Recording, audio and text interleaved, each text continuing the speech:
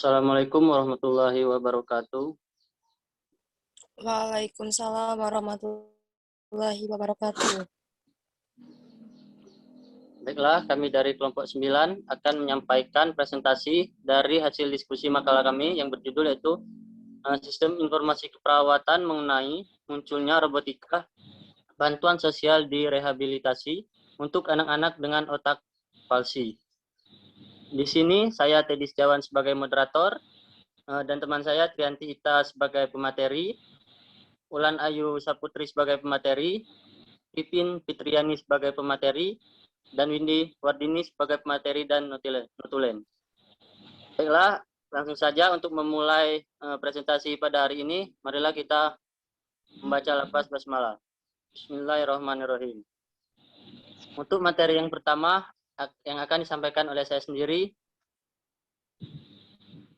konsep cerebral palsy. Definisi, cerebral palsy adalah suatu keadaan kerusakan jaringan otak yang kekal dan tidak progresif.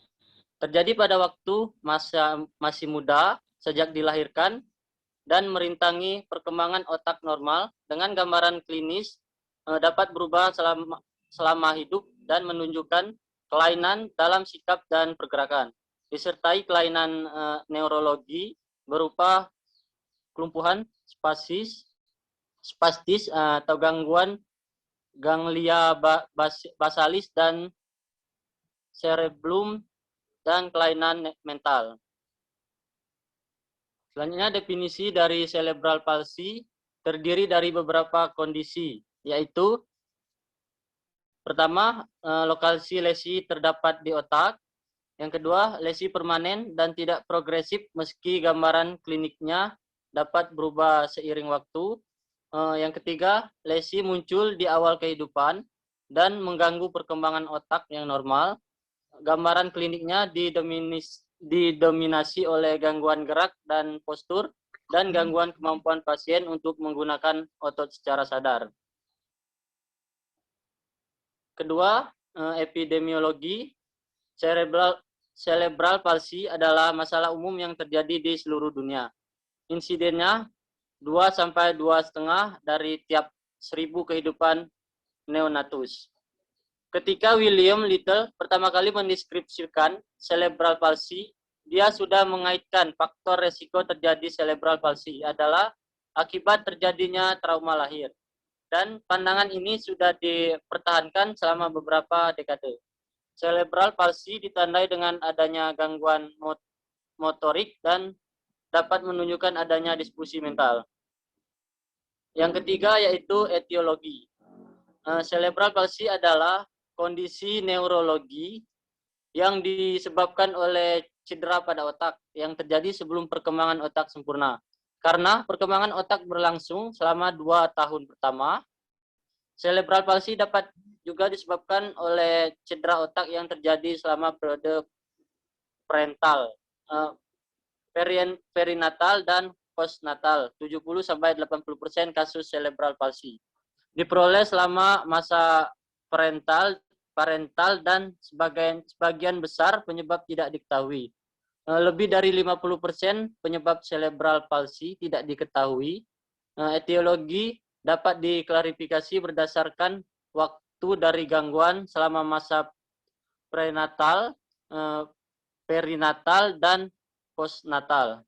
Sistem klasifikasi etiologi yang lain berdasarkan penyebab sebenarnya seperti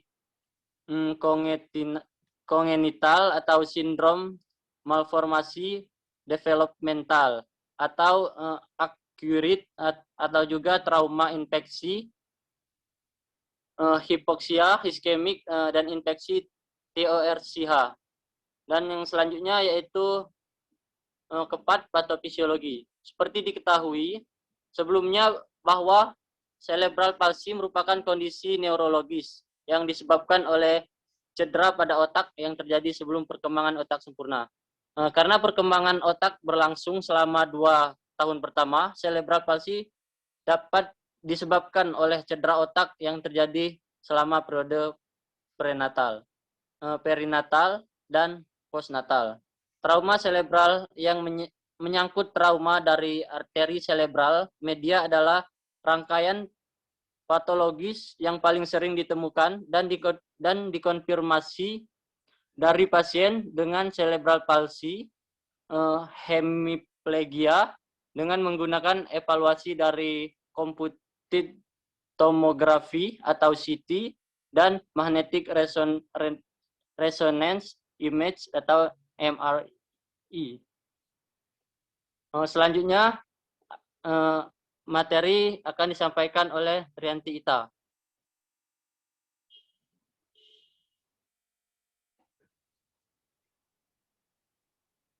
Rianti Ita.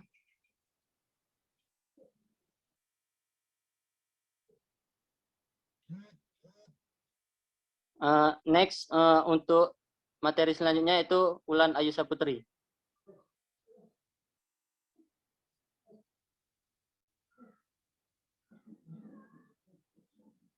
Ulan? Iya, benar. Sebenarnya Ulan belum speak. Ya, aku ya. Selanjutnya, pada pasien dengan enkefaloplase bergejala gangguan motorik yang terjadi pada laki bisa sama sampai lebih berat daripada tangan. Yang terkait dengan enkefaloplase untuk ini adalah adanya rongga yang berhubungan dengan vertical lateral disc pada weighty matter diffuse contact antropophy dan entropophalus. Next,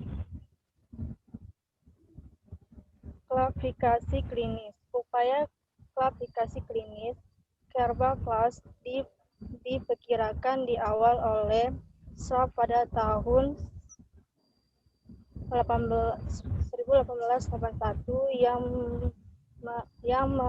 yang menanyakan perkelompokan kasus berdasarkan waktu dari faktor etiologi dan berdasarkan distribusi dan tipe gangguan klinik. Diphagia, pragia, hemiplegia, ekstasi, korcis, dan gangguan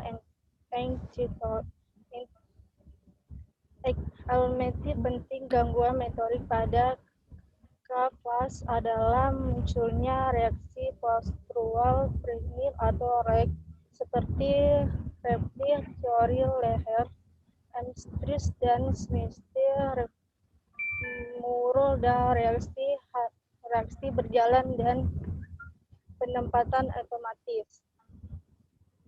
Next.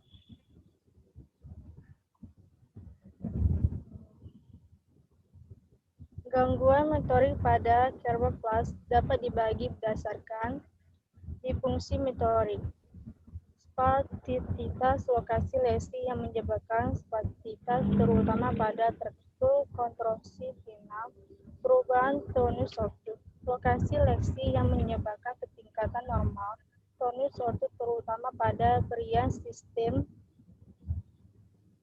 lokasi lesi utama yang menyebabkan kelainan ini adalah Glyssa basilis. 5-25% anak yang cerebral palsy menunjukkan axial lokasi lesi utama. Yang menyebabkan kelainan ini adalah cerebellum. 1-15% anak dengan cerebral palsy menunjukkan ataxia. Next.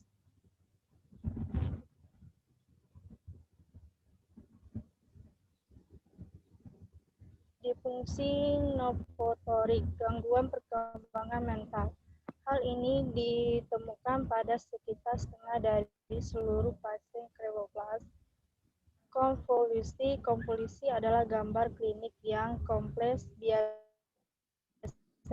pada anak retardasi dan ketrensi.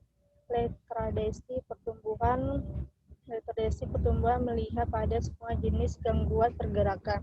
Gangguan sensorik, gangguan sensasi adalah hal biasa yang ditemukan pada hemiplegia, gangguan penglihatan.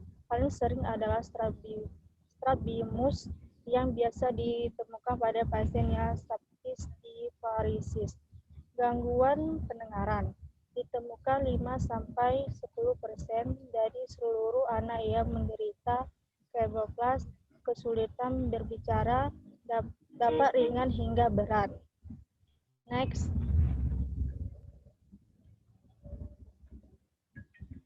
Diagnosis. Perkembangan diagnosis adalah hal yang sangat penting dalam mengenali klebsiella sebagai retardasi mental. Tonggak penetapan adalah saat mencapai akhir dari kedua kondisi tersebut dan mempelajari secara pelan-pelan akan membantu membedakan anak-anak dengan keterlambatan pencapaian motorik akibat keterlambatan mental dengan lainnya. Yang klebsiella perbandingan dibuat tidak hanya melihat perkembangan pasien dari anak normal yang lain, tapi juga dari fungsi anggota badan kanan dan kiri dan dari tangan dan kaki. Next.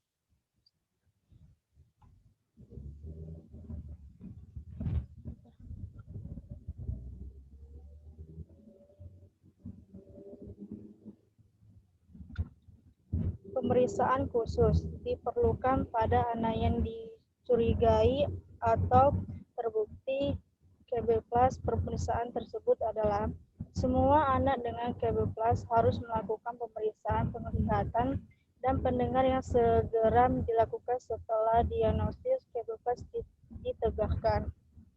Fungsi lumbai harus dilakukan untuk melihat cairan. Kropospinal dilakukan paling tidak sama kali pada anak yang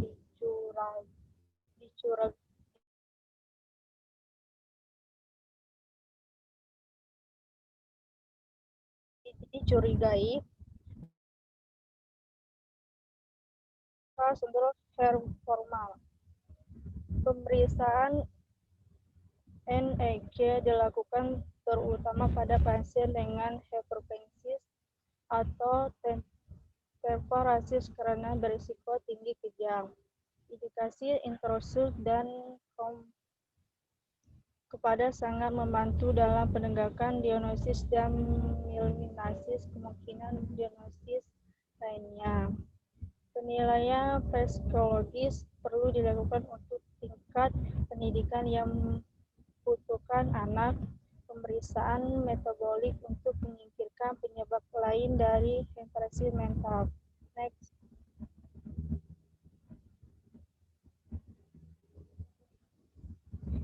Terapi aspek medis umum, gizi, masalah gangguan pada pola makan yang berat pada anak dengan klebsiella tampak pada beberapa kelompok yang tidak menjaga status gizi normal yang membeda kegagalan pertumbuhan. Aspek medis lain, difungsi tekstur unipariesis bahwa pada anak yang klebsiella dengan intermediate sebagai gejala paling umum. 2. Terapi obat-obatan. 3. Terapi aspek ortopedis. 4. fisioterapi. Next.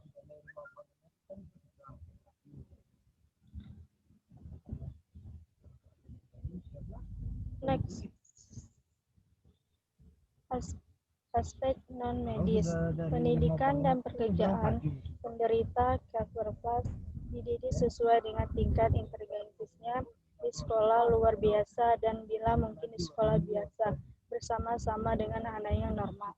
Mereka sebaiknya diperlakukan sama seperti anak yang normal, yaitu pulang ke rumah dengan kendaraan bersama-sama sehingga mereka merasa tidak asingkan hidup dalam suasana normal. Orang tua janganlah melindungi anak secara berlebihan. Next. Baiklah, untuk materi selanjutnya akan disampaikan oleh Windy. Pada Windy.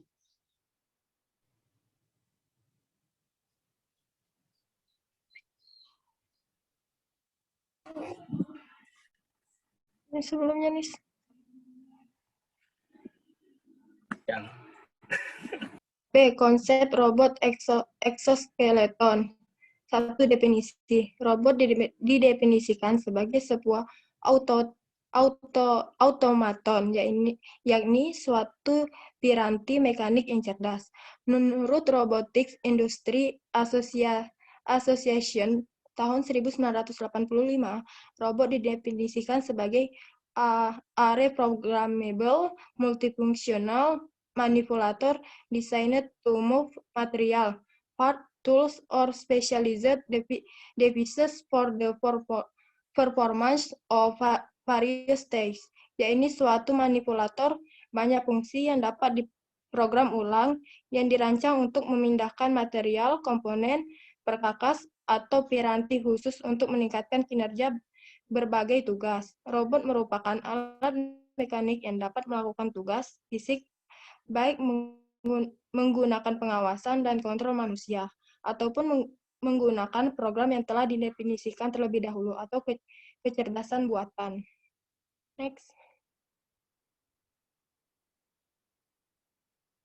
Exoskeleton yaitu rangka eksternal yang dipasang pada anggota tubuh untuk membantu gerak ataupun untuk melindungi bagian tubuh. Robot exoskeleton adalah bentuk unik dari robot layanan profesional. Digunakan dalam berbagai aplikasi, dimaksud untuk meniru, menambah, atau meningkatkan gerakan tubuh sendiri. Robot ini memberikan dukungan penting untuk gerakan manusia. Robot exoskeleton adalah suatu alat semacam pakaian tambahan yang bertujuan tidak hanya untuk melindungi, tetapi juga meningkatkan kemampuan penggunaannya. Exoskeleton merupakan alat yang dikembangkan untuk menjadi semacam robot cerdas, berbentuk modular, yang ringan, dan dapat dikendalikan menggunakan kekuatan pikiran serta sensor dari penggerakan otot manusia. Selanjutnya akan dilanjutkan oleh Pipin. Oke, next. Robot exoskeleton dalam layanan rehabilitasi di bidang medis melatih gerakan otot dan membantu pemulihan cedera dengan cara yang lebih akurat dan efisien daripada sebelum, dan penggunaan exoskeleton di sisi lain tak memerlukan tahapan operasi tersebut untuk mengendalikan sang robot. Mereka hanya perlu memakai skull caps di atas kepala mereka, yakni topi yang permukaannya dalamnya terselimuti oleh elektroda kecil. Ketika metode elektroencephalogram, kegiatan otak mereka akan terekam dan terdata oleh komputer. Setelah itu, komputer akan menerjemahkannya, sinyal-sinyal otak tersebut, untuk kemudian dilanjutkan ke robot untuk melakukan gerakan yang diinginkan si pengguna. Selanjutnya akan dilanjutkan oleh Trian.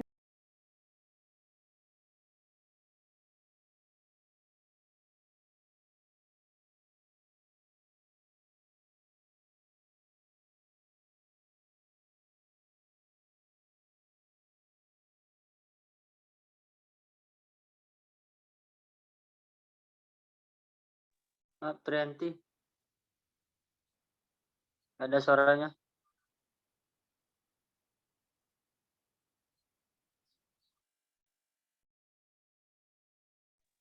Prianti, tolong di-unmute.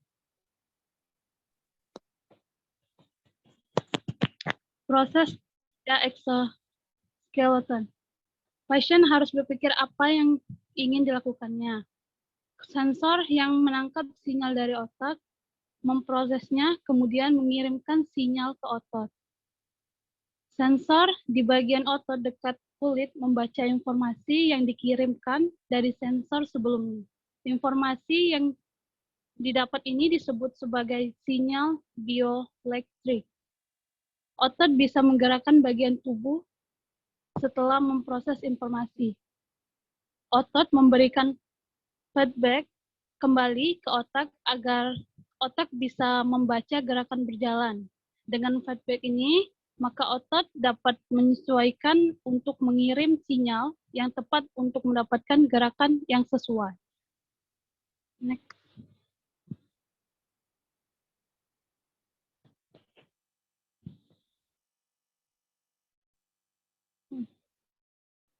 Baik. Jadi,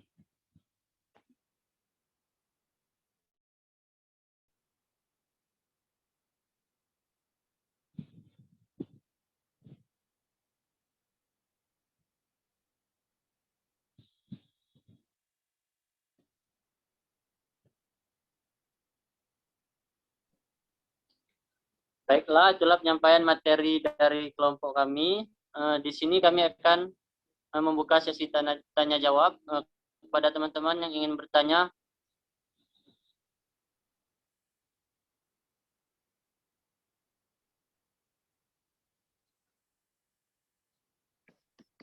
Baiklah, apakah ada yang ingin bertanya?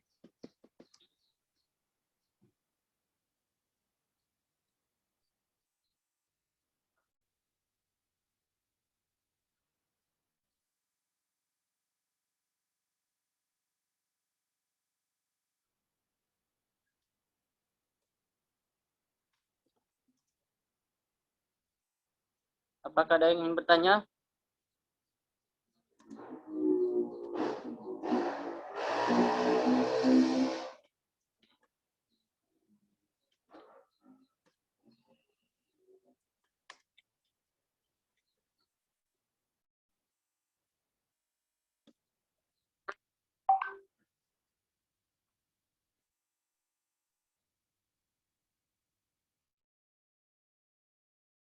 Bagaimana? Apakah ada yang ingin bertanya? Maaf, sepertinya tidak ada, Kak. Baiklah, kalau tidak ada yang bertanya, itulah penyampaian materi dari kami. Apabila ada salah kata, kami mohon maaf. Pada Allah kami mohon ampun. Saya sebagai moderator minta maaf kalau ada salah. Saya akhiri. Wassalamualaikum warahmatullahi wabarakatuh. Waalaikumsalam warahmatullahi wabarakatuh. Waalaikumsalam warahmatullahi wabarakatuh.